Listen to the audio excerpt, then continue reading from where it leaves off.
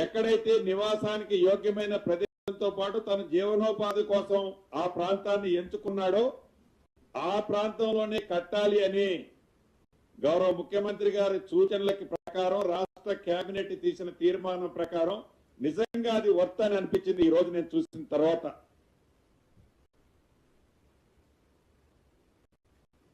ప్రభుత్వానికి డబ్బు అవసరం ఉందని, పేదవాడి ఆత్మగౌరవాన్ని తప్పకుండా కాపాడాలి కాబట్టి డబ్బు అవసరం ఎంత ఉన్నా అది ఎన్ని వందల కోట్లు ఖరీదు చేసినా అదే భూమిలో ఆ పేదవాడు నివసించే పరిసర ప్రాంతాల్లో ఏవైతే ప్రభుత్వ భూములు ఉన్నాయో అదే భూమిలో కట్టడం ఇట్స్ వర్త్ఫుల్ అని అనిపించింది.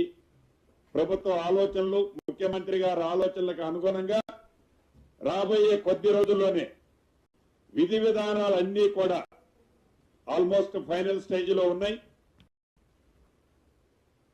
రూరల్ ప్రాంతంలో ఏ రకంగా అయితే 5 లక్షల రూపాయలు పేదవాడి ఇంటి కోసం, ఇందిరమ్మ ఇళ్లు కట్టడం కోసం ఇళ్ల స్థలాలు ఉన్న వారికి ఇచ్చామో ఇక్కడ కూడా 5 లక్షల రూపాయలు ఇస్తూ ఇందాక నేను చెప్పిన ఖరీదైన స్థలంలో మొన్న కేబినెట్ మీటింగ్ అయిన తర్వాత ఏదైతే బ్రీఫ్ చేశానో ఆ ఖరీదైన స్థలంలోనే ఆ పేదవాడికి ఇళ్లు కట్టించి ఇచ్చే కార్యక్రమానికి సంబంధించిన విధి విధానాలన్నీ కూడా ఫైనల్ స్టేజ్ లో ఉన్నాయి. తప్పకుండా మొదటి విడత 1,00,000 ఇళ్లు కట్టి చూపిస్తాం. ఇవి ఒక షేప్ వచ్చిన తర్వాత మళ్ళీ సెకండ్ విడత కూడా ఏదైతే రూరల్ ప్రాంతంలో అదర్ దాన్ జిహెచ్ఎంసీ పరిధిలో మొదటి విడత 4.5 లక్షల ఇళ్లు ఇచ్చిన తర్వాత రెండో విడత రేపు జూలై 1 నాడు రాష్ట్ర వ్యాప్తంగా 2.5 లక్షల ఇళ్లు రెండో విడత ఎలానైతే రిలీజ్ చేశామో అదే పద్ధతిలో మొదటి విడత ఒక షేప్ వచ్చిన తర్వాత జిహెచ్ఎంసీ పరిధిలో ఉన్న నా నిరుపేద కుటుంబ సభ్యులందరికీ కూడా రెండో విడత కూడా ఇచ్చే దాంట్లో ఈ ప్రభుత్వం వెనకడుగు వేయదు.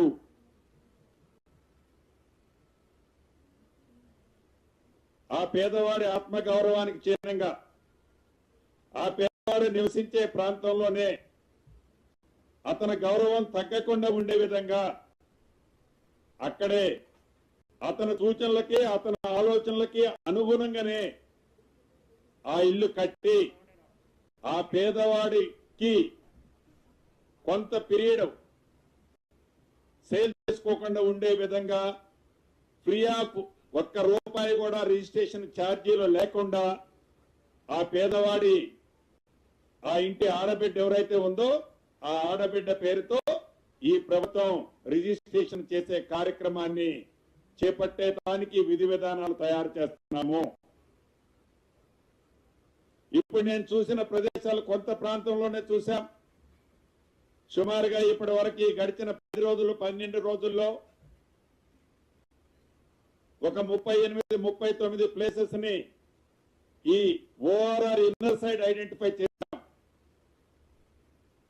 ఈ 38-39 ప్లేసెస్ లో మొదటి విడత ఏదైతే మనం కట్టాలనుకుంటున్నామో కొన్ని చోట్ల 1000 గజాల లగాయత్తు 15-20 ఎకరాల వరకు కూడా ఐడెంటిఫై చేశాం. తక్కువలో తక్కువ 1000 గజాల వరకు కొన్ని ప్రాంతాలు ఉన్నాయి.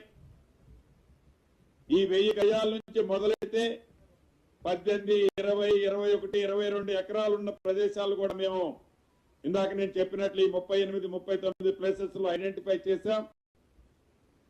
ఈ ఐడెంటిఫై చేసిన ప్రదేశాల్లో ఈ రాబోయే కొద్ది రోజుల్లోనే విధి విధానాలు ప్రకటించి గౌరవ ముఖ్యమంత్రి రేవంత్ రెడ్డి గారి చేతుల మీదుగా సహచర మంత్రులందరి సమక్షంలో స్థానిక ప్రజాప్రతినిధుల సమక్షంలో ఫౌండేషన్ స్టోన్ కూడా అర్బన్ ప్రాంతానికి సంబంధించిన నిరుపేదలకి వారి ఆత్మ గౌరవానికి చిహ్నంగా సంబంధించిన ఇల్లు ఇచ్చే కార్యక్రమాన్ని ముఖ్యమంత్రి గారి చేతుల మీదుగా అతి కొద్ది రోజుల్లోనే శంకుస్థాపన చేసుకోవటమే కాకుండా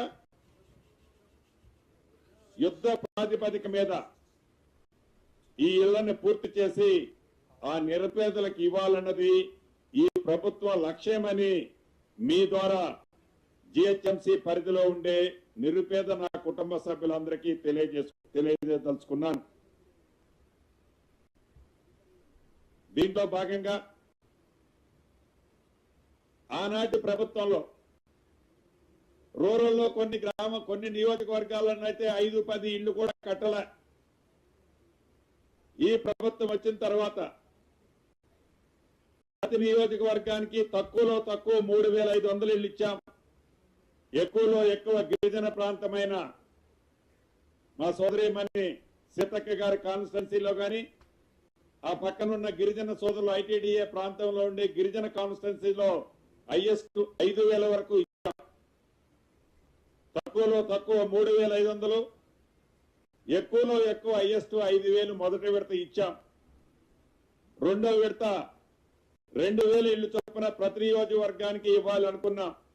ఇస్తున్నాం. రేపు 1వ తారీఖు నుంచి ఆల్రెడీ మొన్న కేబినెట్ లో ప్రకటించుకున్నాం.